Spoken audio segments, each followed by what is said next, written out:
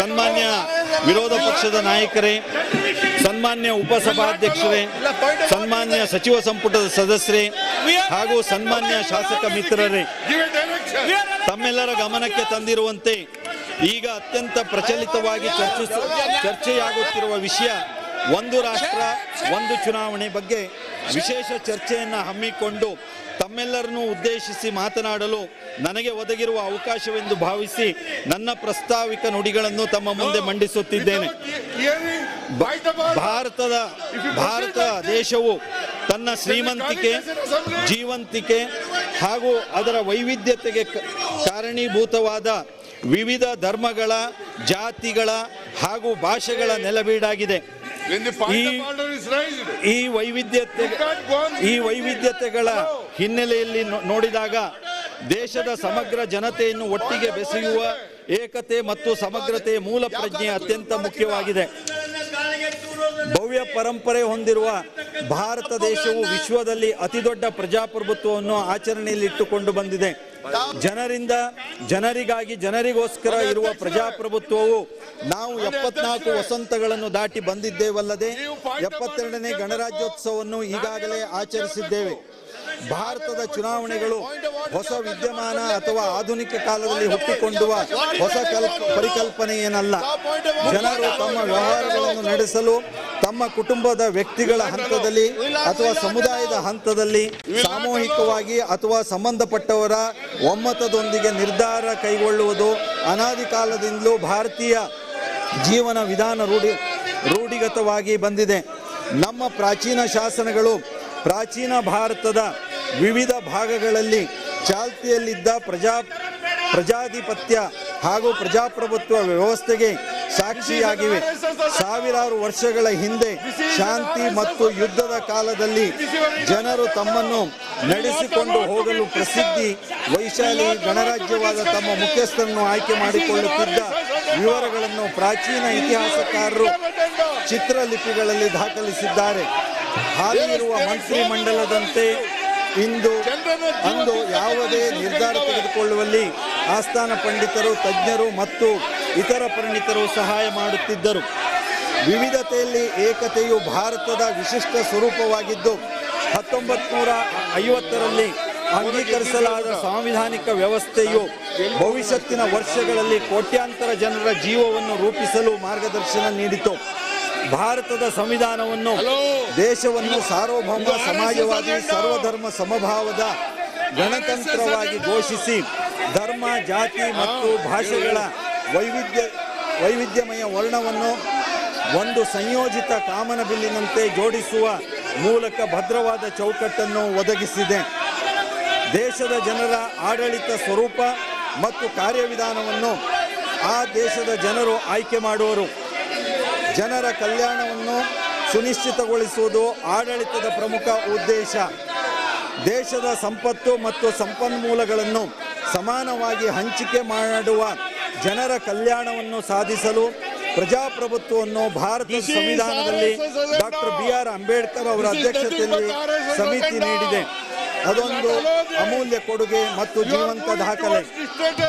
ಸ್ವಾತಂತ್ರ್ಯ ಭಾರತದಲ್ಲಿ ಮೊಟ್ಟ ಮೊದಲಿಗೆ ಸ್ವಾಯತ್ತ ಸಾಂವಿಧಾನಿಕ ಚುನಾವಣಾ ಆಯೋಗವನ್ನು ಸ್ಥಾಪಿಸಿಕೊಂಡು ಅದರ ಮೂಲಕ ಒಂದೇ ನಾಣ್ಯದ ಮುಖದಂತಿರುವ ಫ್ರೀ ಅಂಡ್ ಫೇರ್ ಚುನಾವಣೆ ಮಾಡಿಕೊಂಡು ಬಂದಿದ್ದೇವೆ.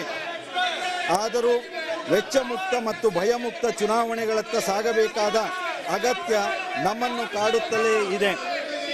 ಸಾರ್ವಜನಿಕ ಜೀವನದಲ್ಲಿ ವ್ಯಾಪಕ ಭ್ರಷ್ಟಾಚಾರ ಹಾಗೂ ರಾಜಕೀಯ ಅಪರಾಧೀಕರಣವು ಸಂದಿಗ್ಧತೆ ಕೂಡಿದ್ದು ಇದರಿಂದ ಚುನಾವಣಾ ವ್ಯವಸ್ಥೆಯ ಪ್ರಜಾಸತ್ತಾತ್ಮಕ ಮೌಲ್ಯಗಳನ್ನು ಗಂಭೀರವಾಗಿ ಪ್ರಶ್ನಿಸುವಂತಾಗಿದೆ. ಈ ಕುರಿತು ತಜ್ಞರು, ಮಾಧ್ಯಮಗಳು ಪದೇ ಪದೇ ಚರ್ಚೆ ಮಾಡುತ್ತಲೇ ಇವೆ. ಅದಕ್ಕೆ ತಕ್ಕಂತೆ ಚುನಾವಣಾ ಚಟುವಟಿಕೆಗಳು ಪ್ರಜಾಪ್ರಭುತ್ವವನ್ನು ಅಣಕಿಸುವಂತೆ ಮಾಡಿದೆ. ದೇಶದಲ್ಲಿ 6452 ಜಾತಿಗಳು, 16 ಮತಧರ್ಮಗಳು, 152 ಬುಡಕಟ್ಟುಗಳಿರುವ ಬೃಹತ್ ರಾಷ್ಟ್ರ. ಈ ದೃಷ್ಟಿಯಿಂದ ಒಂದು ರಾಷ್ಟ್ರ ಒಂದು ಚುನಾವಣೆಯ ಬಗೆಗಿನ ಒಂದು ವಿಶ್ಲೇಷಣೆ ಮಾಡಬಹುದಾಗಿದೆ.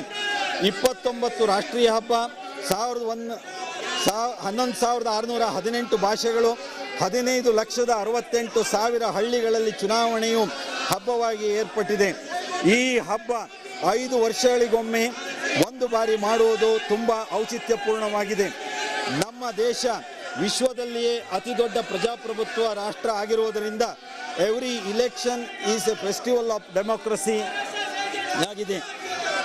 ಭಾರತದ 28 ರಾಜ್ಯಗಳು 8 ಕೇಂದ್ರಾಡಳಿತ ಪ್ರದೇಶಗಳಿಗೆ ಏಕಕಾಲದಲ್ಲಿ ಚುನಾವಣೆ ಕಾಣುವ ಇರಾದೆ ನಮ್ಮದೆಲ್ಲದಾಗಿರಬೇಕು. ಈ ಏಕಕಾಲದ ಚುನಾವಣೆಯ ವಿಷಯವಾಗಿ ಪರ ವಿರೋಧ ಚರ್ಚೆ ಮಾಡಿ ವಿರೋಧದ ವಿಷಯಗಳಿಗೆ ಪರಿಹಾರ ಕಂಡುಕೊಳ್ಳುವ ಪ್ರಯತ್ನವನ್ನು ಮಾಡಬೇಕಾಗಿದೆ.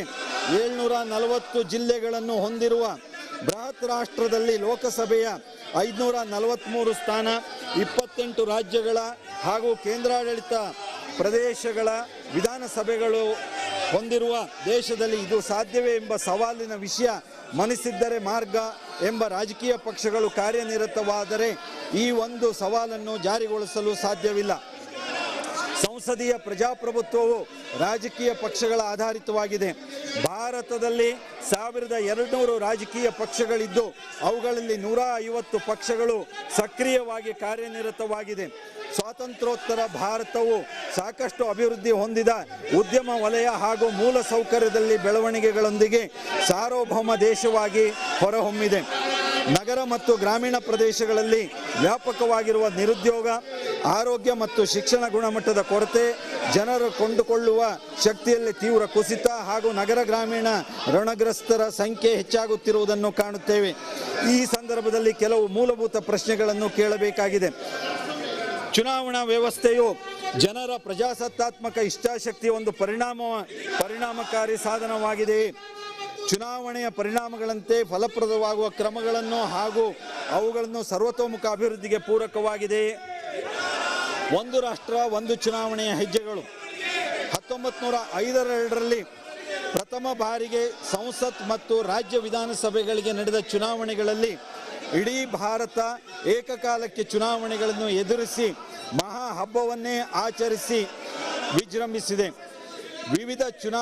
ವಿವಿಧ ರಾಜಕೀಯ ಕಾರಣಗಳಿಂದಾಗಿ ಆಡಳಿತದ ಸುಸ್ಥಿರತೆಯ ಕಾರಣವಾಗಿ ವಿವಿಧ ರಾಜ್ಯಗಳು ಈ ಮಹಾ ಚುನಾವಣೆಗಳಿಂದ ಬೇರೆ ಬೇರೆ ಅವಧಿಯಲ್ಲಿ ಚುನಾವಣೆಗಳನ್ನು ಎದುರಿಸಿ ಸರ್ಕಾರಗಳನ್ನು ರಚಿಸಿವೆ.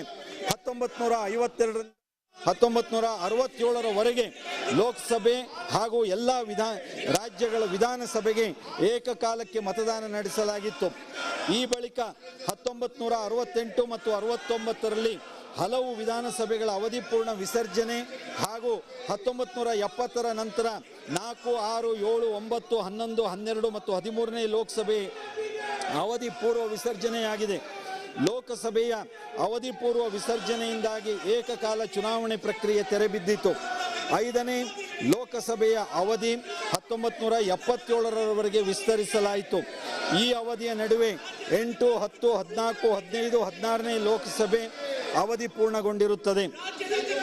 ಕರ್ನಾಟಕ ವಿಧಾನಸಭೆಯೂ ಸಹ 1989ರಲ್ಲಿ ಲೋಕಸಭಾ ಚುನಾವಣೆಗಳ ಜೊತೆಗೆ ಚುನಾವಣೆಯನ್ನು ಎದುರಿಸಿದೆ.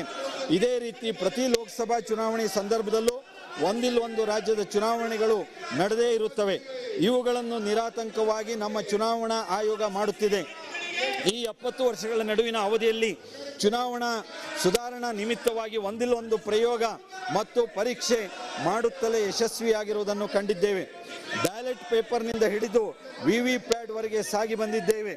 2-3 ದಿನಗಳ ಕಾಲ ಮಾಡುತ್ತಿದ್ದ ಮತ ಎಣಿಕೆ ಕೆಲಸವನ್ನು ಅರ್ಧ ದಿನಕ್ಕೆ ಇಳಿಸಿಕೊಂಡಿದ್ದೇವೆ. ಈ ರೀತಿ ಸಾಗಿ ಬಂದ ದಾರಿಯಲ್ಲಿ ವೆಚ್ಚಗಳನ್ನು ಮತ್ತು ವ್ಯಯಿಸಿದ ಮಾನವ ಸಂಪನ್ಮೂಲಗಳನ್ನು ಗಮನಿಸಿದರೆ ರಾಷ್ಟ್ರ ಇನ್ನೂ ಹೆಚ್ಚಿನ ಅಭಿವೃದ್ಧಿ ಸಾಧಿಸುತ್ತಿದ್ದುದರಲ್ಲಿ ಅನುಮಾನವೇ ಇಲ್ಲ.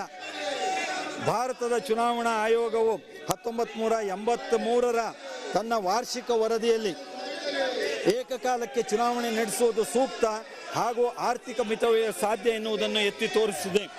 ಭಾರತದ ಕಾನೂನು ಆಯೋಗವು 1999ರ ವರದಿಯಲ್ಲಿ ಏಕಕಾಲಕ್ಕೆ ಚುನಾವಣೆ ನಡೆಸುವ ಬಗ್ಗೆ ಪ್ರಸ್ತಾಪ ಮಾಡಿದೆ.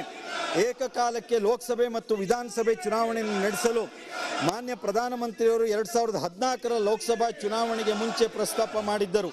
1999ರ ನಂತರ ಒಂದಲ್ಲ ಒಂದು ಸಂದರ್ಭದಲ್ಲಿ ಏಕಕಾಲಕ್ಕೆ ಚುನಾವಣೆ ನಡೆಸುವ ಪ್ರಸ್ತಾಪ ಮತ್ತು ವಿವಿಧ ರಾಜ್ಯಗಳ ಚುನಾವಣೆಗಳು ಲೋಕಸಭಾ ಚುನಾವಣೆಗಳ ಜೊತೆ ನಡೆದಿದೆ. ಸಿಬ್ಬಂದಿ, ಸಾರ್ವಜನಿಕ ಕುಂದುಕೊರತೆಗಳು ಹಾಗೂ ಕಾನೂನು ಮತ್ತು ನ್ಯಾಯ ಇಲಾಖೆ ಸಂಸದೀಯ ಸ್ಥಾಯಿ ಸಮಿತಿಯು ದಿನಾಂಕ 17/12/2015 ರಾಜ್ಯಸಭೆಯಲ್ಲಿ ಮಂಡಿಸಿದ 79ನೇ ವರದಿಯಲ್ಲಿ ಲೋಕಸಭೆ ಮತ್ತು ವಿಧಾನಸಭೆಗಳಿಗೆ ಏಕಕಾಲದಲ್ಲಿ ಚುನಾವಣೆ ನಡೆಸುವ ಸಾಧ್ಯತೆಯ ವಿಷಯವನ್ನು ಆಯ್ಕೆ ಮಾಡಿರುವುದಕ್ಕೆ ಈ ಕೆಳಕಂಡಂತೆ ತಿಳಿಸಿದೆ. The need for simultaneous elections to Lok Sabha and legislative assemblies has been felt by the electorate as elections have become big budget affair and expensive, and in most of the cases expenditures by the candidates are exceeding the ceiling fixed by the ECI Election Commission. ಅದೇ ರೀತಿ ಅಂದಿನ ರಾಷ್ಟ್ರಪತಿಗಳಾದ ಪ್ರಣಬ್ ಮುಖರ್ಜಿ ಅವರು ದಿನಾಂಕ 25/1/2017 ಗಣರಾಜ್ಯೋತ್ಸವದ ಭಾಷಣ ಮಾಡಿದ ಸಂದರ್ಭದಲ್ಲಿ ಈ ಕೆಳಗಂಡಂತೆ ತಿಳಿಸಿರುತ್ತಾರೆ. As our republic enters her 68th year, we must acknowledge that our system are not perfect. The imperfections have to be recognized and rectified. The settled compulsions have to be questioned. The edifice of the trust has to become strengthened. The time is also for the constructive debate on electoral reforms and a return to the practice of the early decades after independence, when elections to Lok Sabha and state assemblies were held simultaneously. It is for the Election Commission to take the exercise forward in consultation with the political parties. ದಿನಾಂಕ 29/11/2018 ಸನ್ಮಾನ್ಯ ರಾಷ್ಟ್ರಪತಿಗಳಾದ ಶ್ರೀ ರಾಮನಾಥ್ ಕೋವಿಂದ್ ರವರು ಸಂಸತ್ತಿನ ಉಭಯ ಸದನಗಳ ಸದಸ್ಯರುಗಳನ್ನು ಉದ್ದೇಶಿಸಿ ಮಾಡಿದ ಭಾಷಣದ ಸಂದರ್ಭದಲ್ಲಿ ಪ್ರಸ್ತಾಪಿತ ವಿಷಯದ ಬಗ್ಗೆ ಈ ಕೆಳಗಂಡಂತೆ ತಿಳಿಸಿರುತ್ತಾರೆ. Citizens alive to state of governance in the country are concerned about the frequent elections in one part of the country or another, which adversely impact the economy and development. Frequent elections not only imposes a huge burden on human resources but also impede the development process due to the prolongation of the model code of conduct. Therefore, a sustained debate is required on the subject of simultaneous elections, and all political parties need to arrive at a consensus on this issue. ಇತ್ತೀಚೆಗೆ ತಮ್ಮ ಮುಂದೆ ಮಂಡಿಸಲು ಅವಕಾಶವಾಗಿದೆ. ಮುಖ್ಯವಾಗಿ ವಿಧಾನಸಭಾ ಮತ್ತು ಲೋಕಸಭಾ ಕ್ಷೇತ್ರಗಳಿಗೆ ಏಕಕಾಲಕ್ಕೆ ಚುನಾವಣೆ ಏರ್ಪಡಿಸಿ ಒಂದು ರಾಷ್ಟ್ರ ಒಂದು ಚುನಾವಣೆ ಮಾಡಬಹುದಾಗಿದೆ.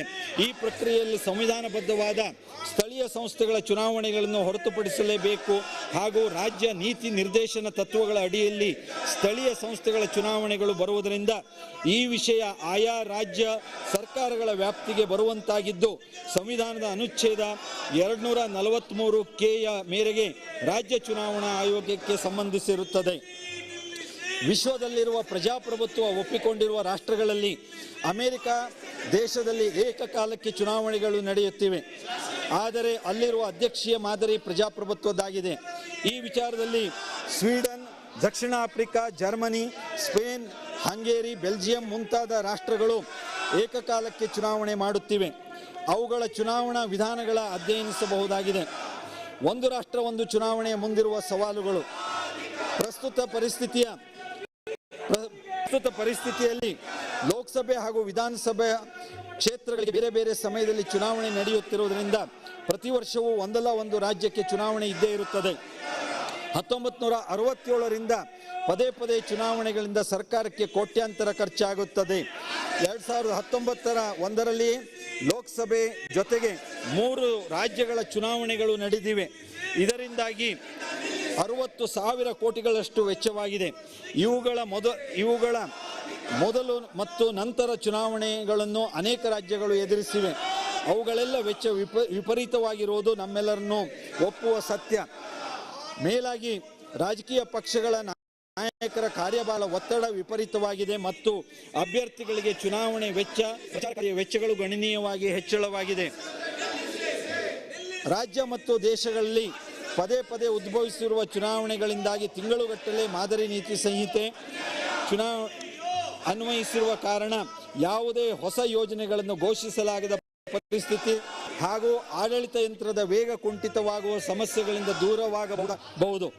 ಆಗಾಗ್ಗೆ ಚುನಾವಣೆ ನಡೆಯುವುದರಿಂದ ಆಡಳಿತ ನಡೆಸುವ ಸಚಿವ ಸಂಪುಟದ ಗಮನವೆಲ್ಲ ಚುನಾವಣೆಯ ಮೇಲೆ ಇರುವುದರಿಂದ ಆಡಳಿತ ಹಾಗೂ ಅಭಿವೃದ್ಧಿ ಕಾರ್ಯಗಳ ಕುಂಠಿತಗೊಳ್ಳುವುದನ್ನು ನಮ್ಮೆಲ್ಲರ ಅನುಭವವಾಗಿದೆ. ನಾಗರಿಕರಿಗೆ ಸರ್ಕಾರದ ಯೋಜನೆಗಳ ಬಗ್ಗೆ, ಅಭಿವೃದ್ಧಿ ಕಾರ್ಯಗಳ ಬಗ್ಗೆ ಅರಿವಿಲ್ಲದಂತಾಗಿ ಯೋಜನೆಗಳಿಂದ ವಂಚಿತರಾಗುವ ಅನಿವಾರ್ಯತೆ ಉದ್ಭವಿಸುತ್ತದೆ. ಆದರೆ ಏಕಕಾಲದ ಚುನಾವಣೆ ಆಡಳಿತ ಯಂತ್ರವನ್ನು ಹೊಂದಿರುವ ಸಚಿವ ಸಂಪುಟವು ಮುಂದಿನ 5 ವರ್ಷಗಳಿಗೆ ಯೋಜನೆಗಳನ್ನು ರೂಪಿಸಿ ತಮ್ಮ ಕಾರ್ಯಕ್ರಮ ಹಾಗೂ ಯೋಜನೆಗಳನ್ನು ಜಾರಿಗೆ ತರಲು ಹಾಗೂ ನಾಗರಿಕರಿಗೆ ಯೋಜನೆಗಳ ಫಲವನ್ನು ಅನುಭವಿಸಲು ಅನುಕೂಲವಾಗಿದೆ. ತಿಂಗಳುಗಟ್ಟಲೆ ಅಧಿಕಾರಿಗಳನ್ನು ಮತ್ತು ಜನಪ್ರತಿನಿಧಿಗಳು ತಮ್ಮ ನೈಜ ಸಮಸ್ಯೆಗಳಿಗೆ ಸ್ಪಂದಿಸದೆ ಚುನಾವಣೆ ಕರ್ತವ್ಯಗಳಲ್ಲಿ ನಿರತರಾಗಿರುತ್ತಾರೆ. ನಮ್ಮ ಆಡಳಿತ ಯಂತ್ರದಲ್ಲಿ ಕೆಲವು ಚುನಾವಣೆ ಕೆಲಸ ಎಂದರೆ ಮಾರುದೂರ ಓಡುತ್ತಾರೆ. ಶಿಸ್ತುಕ್ರಮ ಎನ್ನುವ ಬೆದರಿಕೆಯ ಗುಮ್ಮ ಸದಾ ತೂಗುಗತಿಯಂತಿರುವುದರಿಂದ ಚುನಾವಣೆಯ ಕೆಲಸ ಮಾಡುತ್ತಿದ್ದಾರೆ ಹೊರತು ದೇಶದ ಕೆಲಸ ಎಂದು ಮಾಡುವವರ ಸಂಖ್ಯೆ ಕಡಿಮೆಯಾಗಿದೆ. ಇದು ಆಡಳಿತ ಬೆಳವಣಿಗೆಯ ಮೇಲೆ ದೊಡ್ಡ ಪರಿಣಾಮ ಬೀರಿದೆ. ಆದುದರಿಂದ ಏಕಕಾಲದಲ್ಲಿ ಚುನಾವಣೆ ಮಾಡಿದರೆ ನಮ್ಮ ಆಡಳಿತ ಮತ್ತು ಅಭಿವೃದ್ಧಿ ಕಾರ್ಯಗಳು ಏರು ಮಟ್ಟದಲ್ಲಿ ತೆಗೆದುಕೊಂಡು ಹೋಗಬಹುದಾಗಿದೆ. ಒಂದು ಬಾರಿ ಲೋಕಸಭೆ ಮತ್ತು ವಿಧಾನಸಭೆಗೆ ಚುನಾವಣೆ ನಡೆಸಿದರೆ ಮಾನವ ಶ್ರಮ, ಸಮಯ ಮತ್ತು ಭಾರೀ ಮೊತ್ತದ ಹಣ ಉಳಿತಾಯವಾಗುತ್ತದೆ. ಮೂಲಸೌಕರ್ಯ, ಸಿಬ್ಬಂದಿ, ರಕ್ಷಣಾ ವೆಚ್ಚ ಮತ್ತು ಎಣಿಕೆ ಎಲ್ಲದರಲ್ಲೂ ದೇಶದ ಆರ್ಥಿಕತೆಯ ಹೊರೆ ಕಡಿತಗೊಳ್ಳಲಿದೆ. ಏಕ ಮತಪಟ್ಟಿಯನ್ನು ರೂಪಿಸುವುದರಿಂದ ಅದಕ್ಕೆ ಆಧಾರ ಚೀಟಿಯನ್ನು ಅಳವಡಿಸುವ ಕೆಲಸ ಮತ್ತು ಇತ್ತೀಚೆಗಿನ ಸಾರ್ವತ್ರಿಕ ಚುನಾವಣೆಗಳಲ್ಲಿ ಶೇಕಡಾವಾರು ಮತದಾನದಲ್ಲಿ ತೀವ್ರವಾಗಿ ಕುಸಿತ ಕಂಡುಬಂದಿರುವ ಹಿನ್ನೆಲೆಯಲ್ಲಿ ಕಡ್ಡಾಯ ಮತದಾನ ಜಾರಿ ಮಾಡುವುದಾಗಬೇಕೆಂಬುದು ನನ್ನ ಸಲಹೆ. ಇಂತಹ ವ್ಯವಸ್ಥೆಯನ್ನು ಉದಾಹರಣೆಯಾಗಿ ಪ್ರಜಾತಂತ್ರ ರಾಷ್ಟ್ರವಾದ ಆಸ್ಟ್ರೇಲಿಯಾದಲ್ಲಿ ಕಾಣಬಹುದು. ರಾಜ್ಯಗಳ ರಾಜಕೀಯ ಪಕ್ಷಗಳು ಬಲಾಬಲಗಳು ಹಾಗೂ ಲೆಕ್ಕಾಚಾರಗಳು ಮತ್ತೆ ಏರುಪೇರಾಗುವುದು. ಅದರಿಂದ ರಾಜಕೀಯ ಸ್ಥಿತಿಗತಿಗಳು ಬದಲಾದ ಅತಂತ್ರತೆ ತಲೆದೂರುವ ಸನ್ನಿವೇಶ ಇರುವುದಿಲ್ಲ. ರಾಷ್ಟ್ರ ಮತ್ತು ರಾಜ್ಯದ ಚುನಾವಣೆಯ ವಿಷಯಗಳು ಬೇರೆ ಬೇರೆ ಎನ್ನುವ ನಿಲುವನ್ನು ಒಪ್ಪಬಹುದು. ಈ ವಿಷಯವಾಗಿ ಮತದಾರರು ಪ್ರಬುದ್ಧರಾಗಿದ್ದಾರೆ. ಆದಾಗ್ಯೂ ಮಾಧ್ಯಮಗಳ ಮೂಲಕ ಹೆಚ್ಚಿನ ಜಾಗೃತಿ ಮೂಡಿಸಬಹುದು. ಭಾರತೀಯ ಸಂವಿಧಾನದ ಪ್ರಸ್ತಾವನೆಯ ಜನತೆಗೆ ಕಲ್ಯಾಣಕ್ಕಾಗಿ ಪ್ರಜೆಗಳ ಇಚ್ಛೆ ಕೇಂದ್ರ ಸ್ಥಾನವನ್ನು ಪಡೆದಿದೆ ಎಂದು ನಿರೂಪಿಸುತ್ತದೆ. ಅದರ ಪೀಠಿಕೆ ನಾವು ಭಾರತದ ಜನತೆ ಎನ್ನುವ ಮತ್ತು ಈ ಮೂಲಕ ಈ ಸಂವಿಧಾನವನ್ನು ಅಂಗೀಕರಿಸುತ್ತೇವೆ, ಶಾಸನವಾಗಿಸುತ್ತೇವೆ ಮತ್ತು ನಮಗೆ ಅರ್ಪಿಸಿಕೊಳ್ಳುತ್ತೇವೆ ಎಂದು ಇದನ್ನು ಅತ್ಯಂತ ಸ್ಫುಟವಾಗಿ ನಿರೂಪಿಸಿದರೆ ಜನತೆ ತಮ್ಮ ಸಾರ್ವಭೌಮತೆಯನ್ನು ತಮ್ಮ ಚುನಾವಣಾ ಪ್ರತಿನಿಧಿಗಳ ಮೂಲಕ ಚಲಾಯಿಸುತ್ತಾರೆ. ಆ ಪ್ರತಿನಿಧಿಗಳು ಜನತೆಗೆ ಉತ್ತರದಾಯಿಯಾಗಿರುತ್ತಾರೆ. ಅಗತ್ಯ ಸಾಂವಿಧಾನಿಕ ತಿದ್ದುಪಡಿ. ಏಕಕಾಲದಲ್ಲಿ ಚುನಾವಣೆ ನೀತಿಯು ಸಾಕಾರಗೊಳ್ಳುವ ಸಂವಿಧಾನದ ಕನಿಷ್ಠ 5 ವಿಧಿಗಳನ್ನು ತಿದ್ದುಪಡಿ ಮಾಡುವುದು ಅವಶ್ಯವಾಗಿದೆ. ಲೋಕಸಭೆ ಮತ್ತು ವಿಧಾನಸಭೆಗಳ ಅವಧಿ ಕಡಿತ ಹಾಗೂ ವಿಸರ್ಜನೆಗೆ ಸಂಬಂಧಿಸಿದ ತಿದ್ದುಪಡಿಗಳು ಅನಿವಾರ್ಯವಾಗಿದೆ. ವಿಧಿ 83(2) ಸಂಸತ್ತಿನ ಸದನಗಳ ಅವಧಿಯನ್ನು ವಿಸ್ತರಿಸುವ ಇಲ್ಲವೇ ಕಡಿತಗೊಳಿಸುವುದು. ವಿಧಿ 85(2)(b) ರಾಷ್ಟ್ರಪತಿಯವರಿಂದ ಲೋಕಸಭೆಯ ವಿಸರ್ಜನೆ ಮಾಡುವ ತಿದ್ದುಪಡಿ. ವಿಧಿ 172(1) ರಾಜ್ಯ ವಿಧಾನಸಭೆಗಳ ಅವಧಿ ವಿಸ್ತರಿಸುವ ಅಥವಾ ಕಡಿತಗೊಳಿಸುವುದು. ವಿಧಿ 174(2)(b) ರಾಜ್ಯಸಭೆಗಳ ವಿಸರ್ಜನೆ. ವಿಧಿ 356 ರಾಜ್ಯದಲ್ಲಿ ರಾಷ್ಟ್ರಪತಿ ಆಡಳಿತವನ್ನು ವಿಧಿಸುವುದು. ಜನಪ್ರತಿನಿಧಿಗಳ ಕಾಯ್ದೆ 1951ರ ಕಾನೂನುಗಳನ್ನು ಆಮೂಲಾಗ್ರವಾಗಿ ಬದಲಾಯಿಸಬೇಕಾಗಿದೆ. ಚುನಾವಣೆಯ ವಿಧಿವಿಧಾನಗಳು ಅಪರಾಧ ಹಿನ್ನೆಲೆಯುಳ್ಳವರು ಸ್ಪರ್ಧಿಸುವ ಬಗ್ಗೆ ಮೊದಲಾದ ಸುಧಾರಣೆಗಳನ್ನು ಈ ಕಾಯ್ದೆ ತಿದ್ದುಪಡಿ ಮಾಡುವ ಅಗತ್ಯವಿದೆ. ಹಣ ಮತ್ತು ಜಾತಿ ಬಲದಿಂದ ಚುನಾವಣೆಗೆ ಸ್ಪರ್ಧಿಸುವ ಮತ್ತು ನಡೆಯುವ ಚುನಾವಣೆಗಳಿಗೆ ಸುಧಾರಣೆ ತರಬಹುದಾಗಿದೆ. ರಾಜಕೀಯ ಇಚ್ಛಾಶಕ್ತಿ ಮತ್ತು ಸಹಮತಿ. ರಾಷ್ಟ್ರದಲ್ಲಿ ಯಾವುದೇ 4 ರಾಜ್ಯಗಳಲ್ಲಿ 4 ಸ್ಥಾನ ಶಾಸಕತ್ವ ಮತ್ತು ಶೇಕಡಾ 6ರಷ್ಟು ಮತ ಪಡೆದಿರುವ ಪಕ್ಷ ರಾಷ್ಟ್ರೀಯ ಪಕ್ಷವೆಂದು ಮಾನ್ಯತೆ ಪಡೆಯುತ್ತಿದೆ. ಈ ವಿಷಯದಲ್ಲಿ ರಾಷ್ಟ್ರೀಯ ಮತ್ತು ಪ್ರಾದೇಶಿಕ ಪಕ್ಷವೆಂದು ಮಾನ್ಯತೆ ಮಾಡುವ ಬಗ್ಗೆ ಚರ್ಚಿಸಬೇಕಾಗಿದೆ. ಇದಕ್ಕಾಗಿ ರಾಜಕೀಯ ಇಚ್ಛಾಶಕ್ತಿ ಮತ್ತು ಎಲ್ಲರ ಸಹಮತ ಅಗತ್ಯವಿದೆ. ಮಧ್ಯಂತರ ಚುನಾವಣೆ ಏಕಕಾಲಕ್ಕೆ ಚುನಾವಣೆಯನ್ನು ಎದುರಿಸಿ ಅಸ್ತಿತ್ವಕ್ಕೆ ಬಂದ ವಿಧಾನಸಭೆ ಸರ್ಕಾರಗಳಲ್ಲಿ ಅಸ್ಥಿರತೆ ಉಂಟಾಗಿ ಸರ್ಕಾರ ಬಿದ್ದು ಹೋಗುವ ಸಂಭವ ಉಂಟಾದರೆ ಎಷ್ಟು ವರ್ಷಕ್ಕಿಂತ ಕಡಿಮೆ ಅವಧಿ ಉಳಿದಿರುವ ವಿಧಾನಸಭೆಗಳಿಗೆ ರಾಷ್ಟ್ರಪತಿ ಆಡಳಿತ ವಿಧಿಸುವುದು, ಎಷ್ಟು ವರ್ಷಕ್ಕಿಂತ ಹೆಚ್ಚು ಅವಧಿ ಇರುವವರಿಗೆ ಸರ್ಕಾರ ವಿಸರ್ಜನೆಯಾದರೆ ಮಧ್ಯಂತರ ಚುನಾವಣೆ ಮಾಡುವಂತೆ ಸಂವಿಧಾನ ತಿದ್ದುಪಡಿಗೆ ಚರ್ಚಿಸಿ ತೀರ್ಮಾನಿಸಬೇಕಾಗಿದೆ. ಚುನಾವಣಾ ಆಯೋಗ ಏಕಕಾಲದ ಚುನಾವಣೆಯ ಜವಾಬ್ದಾರಿಯು ಸಂಪೂರ್ಣವಾಗಿ ಭಾರತದ ಚುನಾವಣಾ ಆಯೋಗದ ಮೇಲಿರುವುದರಿಂದ ಚುನಾವಣೆ ಆಯೋಗವು ಎಲ್ಲ ರೀತಿಯಲ್ಲಿ ತಯಾರುಗೊಂಡು ಮಹತ್ತರವಾದ ಪಾತ್ರವನ್ನು ವಹಿಸುತ್ತದೆ. ಅತಿ ಮುಖ್ಯವಾಗಿದೆ. ಈ ನಿಟ್ಟಿನಲ್ಲಿ ಚುನಾವಣಾ ಕಾರ್ಯಗಳಿಗಾಗಿ ಹೆಚ್ಚಿನ ಸುಧಾರಣೆಗಳನ್ನು ಆಯೋಗ ಜಾರಿ ಮಾಡುವುದು ಅಗತ್ಯವಾಗಿರುತ್ತದೆ. ಈ ಸಂಬಂಧದಲ್ಲಿ ಭಾರತದ ಚುನಾವಣಾ ಆಯೋಗದ ಮಾಜಿ ಮುಖ್ಯ ಆಯುಕ್ತರಾದ ಶ್ರೀ SY ಕುರೇಶಿ ಅವರು ತಮ್ಮ ಒಂದು ಸಂದರ್ಶನದಲ್ಲಿ ಈ ಕೆಳಕಂಡಂತೆ ತಮ್ಮ ಅಭಿಪ್ರಾಯವನ್ನು ವ್ಯಕ್ತಪಡಿಸುತ್ತಾರೆ. From the election commissions point of view, this is the easiest thing to happen. The voter is the same, polling station are the same, and the security needed is the same. ಸಾರ್ವಜನಿಕ ಅಭಿಮತ, one nation one election ಪ್ರಸ್ತಾವನೆಯು ಎಲ್ಲ ಮಗ್ಗಲುಗಳ ಮೇಲೆ ಬೆಳಕು ಚೆಲ್ಲುವಂಥ ವ್ಯಾಪಕ ಚರ್ಚೆ ಮೊದಲು ನಡೆಯಬೇಕು. ಎಲ್ಲ ರಾಜಕೀಯ ಪಕ್ಷಗಳು ಮತ್ತು ಎಲ್ಲ ರಾಜ್ಯ ಸರ್ಕಾರಗಳ ವಿಶ್ವಾಸಕ್ಕೆ ತೆಗೆದುಕೊಳ್ಳಬೇಕು. ಸಂಸತ್ತಿನ ಉಭಯ ಸದನಗಳಲ್ಲೂ ಈ ಬಗ್ಗೆ ಸುದೀರ್ಘ ಚರ್ಚೆ ನಡೆಯಬೇಕು. ಪ್ರಜಾಪ್ರಭುತ್ವದಲ್ಲಿ ಅಗತ್ಯವಾದ ಈ ಎಲ್ಲ ಪ್ರಕ್ರಿಯೆಗಳ ನಂತರ ಹೊರಹೊಮ್ಮುವ ಅಭಿಪ್ರಾಯ ಆಧರಿಸಿ ಸರ್ಕಾರ ನಿರ್ಧಾರ ತೆಗೆದುಕೊಂಡರೆ ಅದು ಎಲ್ಲರಿಗೂ ಒಪ್ಪಿಗೆಯಾಗಬಹುದು.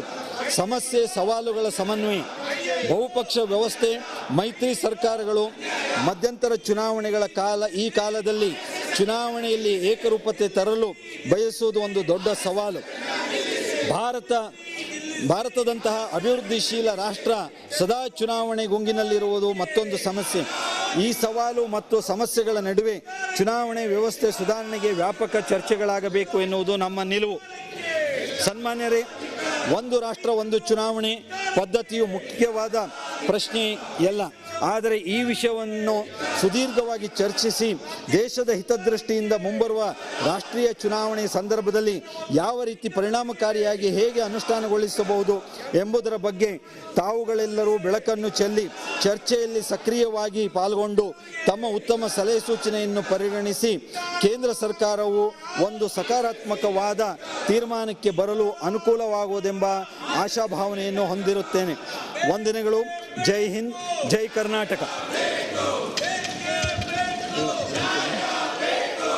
ಈಗ ಮಾನ್ಯ ತೆಗೆದು ಮಾನ್ಯ ಅಲ್ಲಿ ತೆಗೆಯೋ.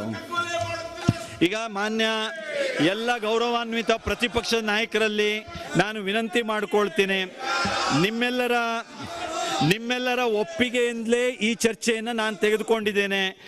ನಿಮ್ಮೆಲ್ಲರ ಒಪ್ಪಿಗೆಯಿಂದಲೇ ಈ ಚರ್ಚೆಯನ್ನು ಇವತ್ತು ತೆಗೆದುಕೊಂಡಿದ್ದೇನೆ. ಇವತ್ತು ನೀವು ಮಾತನಾಡೋರು ಪಟ್ಟಿ ಸಹ ಕೊಟ್ಟಿದ್ದೀರಿ. ನೀವು ಯಾರ್ಯಾರು ಮಾತನಾಡಬೇಕು ಅನ್ನೋರು ಪಟ್ಟಿ ಸಹ ನನ್ನ ಹತ್ರ ಕೊಟ್ಟಿದ್ದೀರಿ. ಇಲ್ಲಿ ನನ್ನ ಹತ್ರ ಇದೆ. ನೀವು ಮಾತನಾಡೋರ ಪಟ್ಟಿಯನ್ನು ಕೊಟ್ಟು ಇವತ್ತು ಬೆಳಗ್ಗೆ ಇದ್ದಕ್ಕಿದ್ದಾಗೆ ಏಕಾಏಕಿ ಹೀಗೆ ನಾವು ಮಾತನಾಡೋದಿಲ್ಲ, ನಮ್ಮ ವಿರೋಧ ಇದೆ ಅಂತ ಹೇಳೋದು ಇದು ಸೂಕ್ತವಾದ ಕ್ರಮ ಅಲ್ಲ. ಹಾಗಾಗಿ ತಮ್ಮ ಏಕಾಏಕಿಯ ಇವತ್ತಿನ ಈ ಬೆಳಗಿನ ನಿರ್ಣಯ ಇದನ್ನ ತಾವು ಪುನರ್ ಪರಿಶೀಲಿಸಿ ಚರ್ಚೆಯಲ್ಲಿ ಪಾಲ್ಗೊಳ್ಳಿ ಅನ್ನೋದಂತಾನೆ ನಾ ಕೇಳ್ಕೊಳ್ತೀನಿ. ನೀವು ಚರ್ಚೆ ಬಂದ ನೋಡೋಣ ಅಂತ ಹೇಳಿದ್ದೆ, ಮುಂದಿನ ವಿಧಾನಸಭಾ ಅಧಿವೇಶನದಲ್ಲಿ ನೋಡೋಣ ಅಂತ ಹೇಳಿದ್ನ ಹೊರತು ಇದು ಚರ್ಚೆ ಮಾಡ್ತೀವಿ ಅಂತ ಈಗ ಸಿದ್ದರಾಮಯ್ಯನವರು ತಮ್ಮ ಒಬ್ಬ ಪಕ್ಷದ ವತಿಯಿಂದ ಯಾರ್ಯಾರು ಮಾಡ್ತಾರೆ ಅನ್ನುವಂಥದ್ರ ಪಟ್ಟಿ ಸಹ ನಿಮ್ಮಿಂದ ನನಗೆ ಬಂದಿದೆ. ಇಲ್ಲಿ ನಿಮ್ಮ ಪ್ರಕಾರ 19 ಜನ ಮಾತನಾಡೋದಕ್ಕೆ ನೀವು ಹೆಸರು ಕಳಿಸಿದ್ದೀರಿ. ನೀವು ಎಲ್ಲಾ ರೀತಿಯಲ್ಲೂ ಸಿದ್ಧವಾಗಿ ಇವತ್ತು ಬೆಳಗ್ಗೆ ಇದ್ದಕ್ಕಿದ್ದಾಗೆ ಹೀಗೆ ಮಾಡಿದರೆ ಇದು ಸರಿಯಾದ ಕ್ರಮ ಅಲ್ಲ. ಇದು ಸರಿಯಾದ ಕ್ರಮ ಅಲ್ಲ. ಇದು ಯಾರಿಗೂ ಒಳ್ಳೆಯ ಶೋಭೆ ತರೋದಿಲ್ಲ, ಈ ಸಂಸದೀಯ ವ್ಯವಸ್ಥೆಗೆ ಶೋಭೆ ತರೋದಿಲ್ಲ. ನೀವು ಇವತ್ತು ಬೆಳಗ್ಗೆ ಇದ್ದಕ್ಕಿದ್ದಾಗೆ ನೀವು ಮೊದಲಿಂದಲೂ ಇದನ್ನು ಒಪ್ಪಿಕೊಂಡು ಮಾನ್ಯ ಪ್ರತಿಪಕ್ಷದ ನಾಯಕರು ಇದು RSS ಅಜೆಂಡಾ. ಒಂದ್ ನಿಮಿಷ, ಸಭಾನಾಯಕರು ಮಾತನಾಡ್ತಾ ಇದ್ದಾರೆ, ಸಭಾನಾಯಕರು ಕೇಳೋಣ. ಚರ್ಚೆ ಆಗಿದೆ.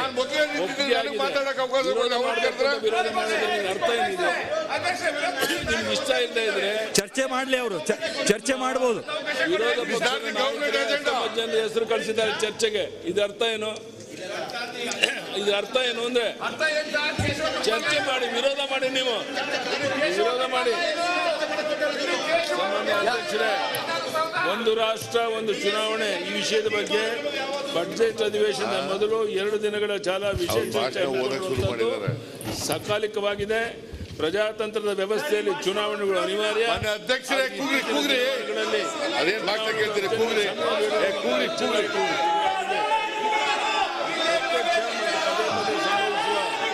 ಚುನಾವಣೆಯಿಂದಾಗಿ ದೀರ್ಘಾವಧಿ ನೀತಿ ಸಂಹಿತೆ ಜಾರಿಯಲ್ಲಿರುವ ಕಾರಣ ಅಭಿವೃದ್ಧಿ ಪ್ರತಿಕ್ರಿಯೆಗೆ ಅಡ್ಡಿಯಾಗಿರುತ್ತದೆ. ಸಚಿವರು, ಜನಪ್ರತಿನಿಧಿಗಳು ಮತ್ತು ಅಧಿಕಾರಿಗಳು ಜನರ ಸಮಸ್ಯೆಗಳಿಗೆ ಸ್ಪಂದಿಸಲು ತೊಂದರೆಯಾಗುತ್ತಿದೆ. ಆದ್ದರಿಂದ ಲೋಕಸಭೆ ಮತ್ತು ವಿಧಾನಸಭೆ ಏಕಕಾಲದಲ್ಲಿ ಚುನಾವಣೆ ನಡೆಸುವಂತಹದ್ದು ಸಮಯ ಹಾಗೂ ಸಂಪನ್ಮೂಲಗಳ ಉಳಿತಾಯದ ದೃಷ್ಟಿಯಿಂದ ಹಾಗೂ ನಿರಂತರ ಅಭಿವೃದ್ಧಿ ಪ್ರಕ್ರಿಯೆ ಜಾರಿರುವ ದೃಷ್ಟಿಯಿಂದ ಅಪೇಕ್ಷಣೀಯವಾದಂಥದ್ದು. ಜನಪ್ರತಿನಿಧಿಗಳ ಕಾಯ್ದೆ 1955ನ ಪ್ರಸ್ತುತ ವಿದ್ಯಮಾನಗಳಿಗೆ ಸಂವಿಧಾನವಾಗಲು ತಿದ್ದುಪಡಿಸುವ ಅಗತ್ಯವಿದೆ. ದೂರಗಾವಿ ಪರಿಣಾಮ ಉಂಟು ಮಾಡಬಲ್ಲ ರಾಜಕೀಯ ಹಾಗೂ ಆಡಳಿತಾತ್ಮಕ ಬದಲಾವಣೆ ನಾಂದಿಯಾಡಲು ಪ್ರಧಾನಿ ಮೋದಿಜಿಯವರು ಪ್ರಬಲ ರಾಜಕೀಯ ಇಚ್ಛಾಶಕ್ತಿಯನ್ನು ಪ್ರದರ್ಶಿಸಿದ್ದಾರೆ ಎಂದು ಅಭಿನಂದನೀಯ. ಒಂದು ರಾಷ್ಟ್ರ ಒಂದು ಚುನಾವಣೆ ನಿಯಮ ಜಾರಿಗೆ ಬಂದಲ್ಲಿ ಕೆಲವು ರಾಜಕೀಯ ಚಳುವಳಿಗೆ ಅನಿವಾರ್ಯವಾಗುವಂಥದ್ದು. ಲೋಕಸಭೆ, ವಿಧಾನಸಭೆ ಚುನಾವಣೆ ಏರಿಕೆಗಳಾಗಬಹುದು. ಇವೆಲ್ಲವೂ ಪ್ರಾರಂಭಿಕ ಅಡಚಣೆಯಾಗಿದ್ದು ಇವುಗಳನ್ನು ನಿರ್ಧಾರ ಮಾಡಬೇಕಾಗಿದೆ. ಆದ್ದರಿಂದ ಸನ್ಮಾನ್ಯ ಅಧ್ಯಕ್ಷರೇ, ಎಲ್ಲ ರಾಜಕೀಯ ಪಕ್ಷಗಳು, ಕೇಂದ್ರ ಮತ್ತು ರಾಜ್ಯ ಸರ್ಕಾರಗಳು ಒಂದು ಸಂಸತ್ತಿನ ಉಭಯ ಸದನಗಳು ರಾಜ್ಯ ವಿಧಾನಮಂಡಲ ಈ ಬಗ್ಗೆ ಚಿಂತನೆ ಮಂಥನ ನಡೆಸಿ ಒಮ್ಮತದ ನಿರ್ಣಯ ಕೈಗೊಂಡು ಅನುಷ್ಠಾನ ಸಂಭವವಾಗುತ್ತದೆ. ಒಂದು ರಾಷ್ಟ್ರ ಒಂದು ಚುನಾವಣೆ ನಿಯಮ ಜಾರಿಗೆ ತರುವಂತಹದ್ದು ಬಹುದೊಡ್ಡ ಸವಾಲು, ಏನು ಅನುಮಾನವಿಲ್ಲ. ವಿಸ್ತೃತ ಚರ್ಚೆಗಳಿಂದ ವ್ಯವಸ್ಥೆಯ ಸಾಧಕ ಬಾಧಗಳ ಬಗ್ಗೆ ಹೆಚ್ಚಿನ ಸ್ಪಷ್ಟತೆ ಮಾಡಲು ಸಾಧ್ಯ. ಏಕಕಾಲದಲ್ಲಿ ಚುನಾವಣೆ ನಡೆದಲ್ಲಿ ಆಡಳಿತ ಯಂತ್ರದ ಸುಗಮ ಹಾಗೂ ದಕ್ಷ ಕಾರ್ಯ ಸಾಧ್ಯವಾಗಲಿದೆ. ಸುಧಾರಣೆ ಅಂಗವಾಗಿ ಕಾಲಕಾಲಕ್ಕೆ ಖಾಲಿಯಾಗುವ ಶಾಸಕ ಮತ್ತಿತರ ಸ್ಥಾನಗಳನ್ನು ಉಪಚುನಾವಣೆಗಳು ಇಲ್ಲದೆ ತುಂಬುವ ವ್ಯವಸ್ಥೆ ನಾಂದಿಯಾಡಬೇಕಾಗಿದೆ. ಸ್ಥಳೀಯ ಸಮಸ್ಯೆಗಳು ಮತ್ತು ಸ್ಥಳೀಯ ಮತದಾರರ ಹಿತಾಸಕ್ತಿಗೆ ಯಾವುದೇ ಧಕ್ಕೆಯಾಗದಂತೆ ಚುನಾವಣೆ ನಡೆಸುವಂಥದ್ದು ಮುಖ್ಯ. ಆಡಳಿತ ಸುಧಾರಣೆಯ ದಿಕ್ಕಿನಲ್ಲಿ ಒಂದು ರಾಷ್ಟ್ರ ಒಂದು ಚುನಾವಣೆ ಮಹತ್ವದ ಹೆಜ್ಜೆಯಾಗಲಿದೆ ಎಂದು ನಾನು ಭಾವಿಸಿದ್ದೇನೆ. ಚುನಾವಣೆ ಯಶಸ್ಸು ಹಣದ ಮೇಲೆ ಅವಲಂಬಿತವಾಗಿದೆ. ವ್ಯಕ್ತಿತ್ವ, ಚಾರಿತ್ರ್ಯ ಹಾಗೂ ಅಭ್ಯರ್ಥಿಗಳ ವರ್ಚಸ್ಸು ಹಾಗೂ ವಿಶ್ವಾಸದಿಂದ ಅವಲಂಬಿಸಲಾಗುತ್ತದೆ. ಪಾರದರ್ಶಕ ಚುನಾವಣೆ ನಡೆಯುವುದರಿಂದ ಪಕ್ಷ, ಅಭ್ಯರ್ಥಿ ಹಾಗೂ ಮತದಾರರ ಮೇಲೆ ಇದು ಸಕಾರಾತ್ಮಕ ಪರಿಣಾಮ ಬೀರಿ ಒಟ್ಟಾರೆ ದೇಶದಲ್ಲಿ ಮಹತ್ವದ ಬದಲಾವಣೆ ತರಲಿದೆ. ವೈವಿಧ್ಯತೆಯಲ್ಲಿ ಏಕತೆಯನ್ನು ಸಾಧಿಸುವ ನಮಗೆ ಚುನಾವಣೆಯಲ್ಲಿ ಏಕರೂಪ ಜಾರಿಗೆ ತರುವುದು ಕಷ್ಟವೇನಲ್ಲ. ಒಂದು ರಾಷ್ಟ್ರ ಒಂದು ಚುನಾವಣೆ ಕುರಿತು ಆಳವಾದ ಅಧ್ಯಯನ ಮತ್ತು ಸಮಾಲೋಚನೆ ಅಗತ್ಯವಿದೆ. ಈ ವಿಚಾರವಾಗಿ ಸವಿಸ್ತಾರವಾಗಿ ಚರ್ಚೆ ನಡೆದು ಅನುಭವಜನ್ಯ ಸಲಹೆಗಳು ಮೂಡಿಬರಲಿ. ಅವುಗಳ ಬೆಳಕಿನಲ್ಲಿ ಕಾರ್ಯನಿರ್ವಾಹಕ ವಿಧಾನಮಂಡಲ ಸಂಸದೀಯ ನಿರ್ಣಯ ಕೈಗೊಂಡು ಶಿಫಾರಸು ಮಾಡಲಿ ಅಂತ ತಿಳಿಸಿ ನನ್ನ ಮಾತನ್ನು ಮುಗಿಸ್ತೇನೆ. ಇದನ್ನು ರೆಕಾರ್ಡ್ಗೆ ಹಾಕಿ ವಿರೋಧ ಪಕ್ಷದವರಿಗೆ ಸನ್ಮಾನ್ಯ ಅಧ್ಯಕ್ಷರೇ, ಯಾವುದರಲ್ಲೂ ವಿಶ್ವಾಸ ಇಲ್ಲ, ನಂಬಿಕೆ ಇಲ್ಲ, ಚರ್ಚೆನಲ್ಲಿ ಭಾಗವಹಿಸೋಕ್ಕೂ ಸಿದ್ಧ ಇಲ್ಲ. ಬನ್ನಿ ಚರ್ಚೆ ಮಾಡಿ, ವಿರೋಧ ಮಾಡಿ. ಇದರಲ್ಲಿ ಏನು ತಪ್ಪಿದೆ ಅಂತ ಚರ್ಚೆ ಮಾಡಕ್ಕೆ ಏನಾಗಿದೆ ನಿಮಗೆ? ಇಷ್ಟೊಂದು ಒಂದು ಪ್ರತಿಪಕ್ಷವಾಗಿ ಈ ರೀತಿ ಬಂದು ಬೆಲ್ಲಕ್ಕೆ ನಿಂತ್ಕೊಂಡು ನಿಮ್ಮ ಅಭಿಪ್ರಾಯನ ವಿರೋಧವನ್ನು ವ್ಯಕ್ತಪಡಿಸೋಕ್ಕೂ ಅವಕಾಶ ಇಲ್ಲದೇನೆ ಎಲ್ಲಕ್ಕೂ ವಿರೋಧ ಮಾಡುವಂತಹದ್ದೇ ನಿಮ್ಮ ಪ್ರಜಾತಂತ್ರ ವ್ಯವಸ್ಥೆ ಅನ್ನೋದಾದ್ರೆ ಬಹುಶಃ ನಿಮ್ಮ ನಡವಳಿಕೆ ನಾಚಿಕೆಗೇಡ ಸಂಗತಿ. ಇದನ್ನು ಯಾರು ಸಹಿಸೋದಿಲ್ಲ. ರಾಜ್ಯದ ಜನ ನಿಮ್ಮನ್ನ ಕ್ಷಮಿಸೋದಿಲ್ಲ. ಇದನ್ನು ಇನ್ನು ಮುಂದಾದ್ರೂ ನಿಲ್ಲಿಸಿ ಅಂತ ಹೇಳಕ್ಕೆ ಇಚ್ಛೆ ಪಡ್ತೇನೆ. ಈಗ ಮಾನ್ಯ ಇಲ್ಲ ಸಿದ್ದರಾಮಯ್ಯನವರು, ನಾನು ಸಿದ್ದರಾಮಯ್ಯನವರು ಪ್ರತಿಪಕ್ಷದ ನಾಯಕರು ಮತ್ತು ಎಲ್ಲ ಸದಸ್ಯರಲ್ಲಿ ವಿನಂತಿ ಮಾಡ್ಕೊಳ್ತೀನಿ, ನಿಮ್ದು ಏನು ವಿರೋಧ ಇದೆ ಅಲ್ಲಿ ಬಂದು ನಿಂತು ವಿರೋಧ ಮಾಡಿ, ನೀವು ಬಂದು ನಿಂತು ವಿರೋಧ ಮಾಡಿ. ಆದರೆ ಈ ರೀತಿ ಸದನದ ಕಾರ್ಯಕಲಾಪಗಳಿಗೆ ಅಡ್ಡಿಪಡಿಸೋದು ನಿಮ್ಮಂತ ರಾಷ್ಟ್ರೀಯ ಪಕ್ಷದ ಶಾಸಕರಾದಂಥವರಿಗೆ ಗೌರವ ತರೋದಿಲ್ಲ. ನೀವು ರಾಷ್ಟ್ರೀಯ ಪಕ್ಷ ಈ ದೇಶದಲ್ಲಿ 60 ವರ್ಷ ಆಡಳಿತ ಮಾಡಿದ್ದೀರಿ. ನೀವು ಆಡಳಿತ ಮಾಡಿದವರು ಈ ರೀತಿ ಕಲಾಪ ನಡೆಯೋದಕ್ಕೆ ಅಡ್ಡಿಪಡಿಸೋದು ಇದು ಯಾರಿಗೂ ಶೋಭೆ ತರುವಂತದ್ದಲ್ಲ. ಕಳೆದ 2 ತಿಂಗಳಿಂದ ನವೆಂಬರ್ 25, 26 ನಂತರ ಈ ವಿಷಯ ಚರ್ಚೆ ನಾನು ಮಾಡ್ತಾ ಇದ್ದೇನೆ.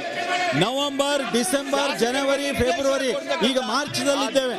ಈ 3-4 ತಿಂಗಳ ಕಾಲ ಈ ವಿಷಯ ಚರ್ಚೆ ಮಾಡೋದಕ್ಕೆ ನಿಮ್ಮೆಲ್ಲರ ಒಪ್ಪಿಗೆ ಇತ್ತು. ನೀವೆಲ್ಲರೂ ಒಪ್ಪಿಕೊಂಡಿದ್ದೀರಿ ಇದನ್ನು ಚರ್ಚೆ ಮಾಡೋದಕ್ಕೆ.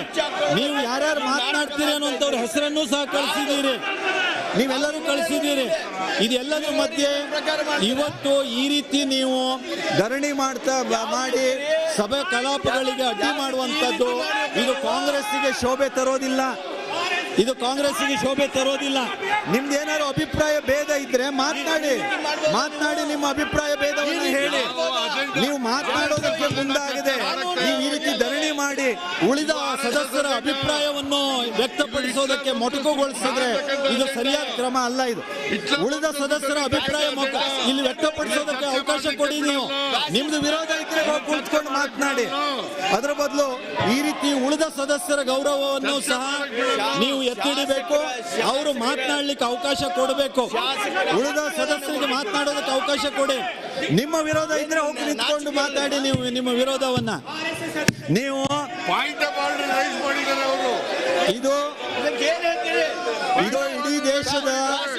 ಇಡೀ ದೇಶದಲ್ಲಿ ಚರ್ಚೆ ಆಗ್ತಾ ಇದೆ. ಇದು ಚರ್ಚೆ ಆಗಬೇಕು. ಪ್ರಜಾಪ್ರಭುತ್ವ ಗಟ್ಟಿಯಾಗುವಾಗ ಇವತ್ತು ಈ ರೀತಿಯ ಚರ್ಚೆಯಿಂದ ನಾವು ಅನೇಕ ಸುಧಾರಣೆಗಳನ್ನ ನಾವು ಮಾಡ್ಕೊಳ್ಬೇಕಾಗತ್ತೆ. ಹಾಗಾಗಿ ದಯವಿಟ್ಟು ನೀವು ಎಲ್ಲರೂ ಧರಣಿಯಿಂದ ವಾಪಸ್ ಬನ್ನಿ. ಆಮೇಲೆ ಯಾರು ಮಾತಾಡ್ತಾರೋ ಅನ್ನೋದ್ರ ಮೇಲೆ ನಾನು ನೋಡ್ತೇನೆ. ನೀವು ಧರಣಿಯಿಂದ ವಾಪಸ್ ಬನ್ನಿ. ಧರಣಿಯಿಂದ ವಾಪಸ್ ಬರ್ದು ಹೋದ್ರೆ ನಾನು ಮಾತಾಡೋದಕ್ಕೆ ನಿಮ್ಗೆ ಅವಕಾಶ ಕೊಡೋದಿಲ್ಲ, ಯಾರಿಗೂ ಅವಕಾಶ ಕೊಡೋದಿಲ್ಲ. ನೀವು ಧರಣಿ ಬಿಟ್ಟು ಬನ್ನಿ. ನಿಮಗೆ ಧರಣಿಯಲ್ಲೂ ಇರಬೇಕು, ಅಲ್ಲಿ ಮಾತಾಡಬೇಕು ಅನ್ನೋದು ಆಗೋದಿಲ್ಲ. ಧರಣಿ ಬಿಟ್ಟು ಬನ್ನಿ. ನಾನು ನಿಮ್ಮ ಮಾತಾಡೋದಕ್ಕೆ ಯಾರಿಗೆ ಅಂತ ಅವಕಾಶ ಕೊಡ್ತೇನೆ.